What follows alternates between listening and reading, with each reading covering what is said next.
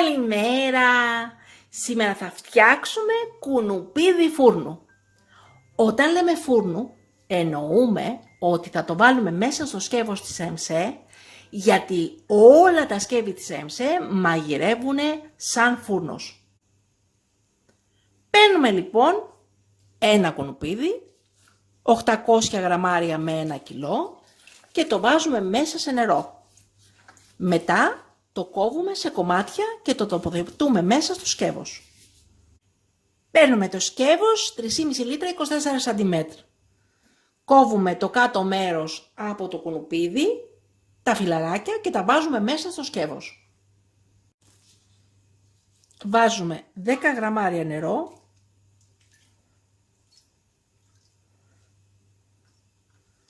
Μέσα στο σκεύος. Βάζουμε λίγο αλατάκι.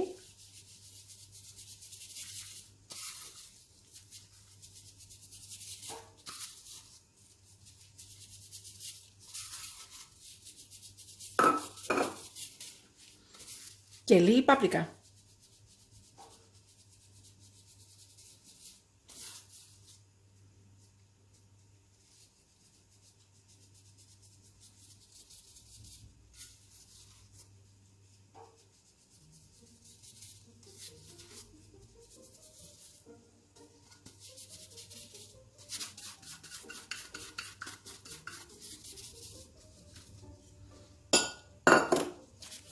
Και βάζουμε το σκεύος μας επάνω στο μάτι της κουζίνας.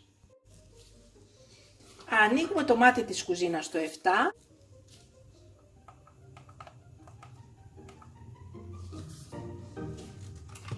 Βάζουμε στο καρότο 20 λεπτά.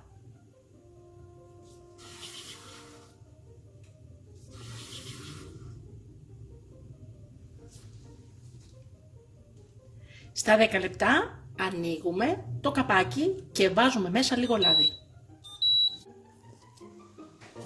Έχουν περάσει τα 10 λεπτά, ανοίγουμε και βάζουμε 4 με 5 κουταλιές της σούπας λάδι.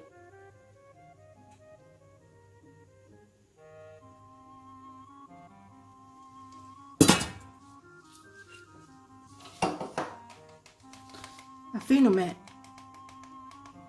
άλλα 10 λεπτά στο καρότο.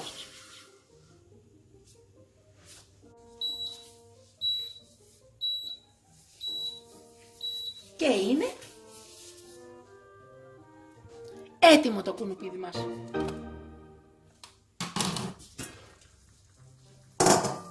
Wow. Εκπληκτικό. Εκπληκτικό. Σερβίρουμε. Και είναι υπέροχο το κουνουπίδι μας.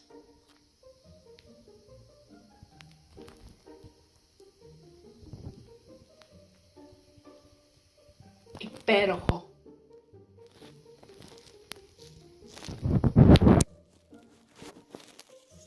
Βάζουμε και λίγο μαϊντανό.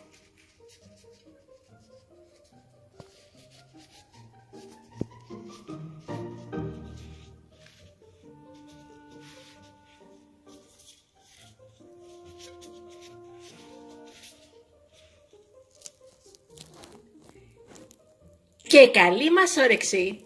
Μην ξεχάσετε να γραφτείτε στο κανάλι μας στη διεύθυνση που βλέπετε στο κάτω μέρος του βίντεο.